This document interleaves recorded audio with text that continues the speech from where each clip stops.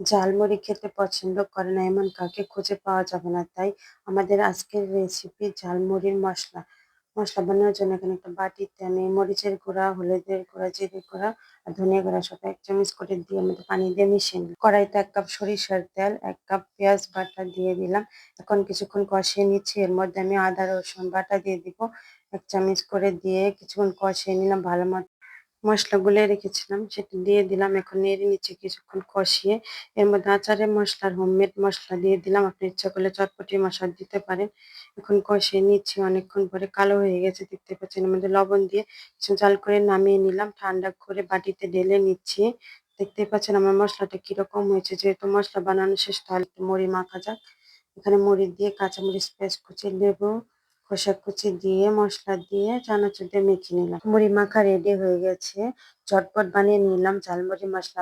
আপনাদের যদি এই রেসিপি ভালো লেগে থাকে তাহলে অবশ্যই লাইক, কমেন্ট, শেয়ার করে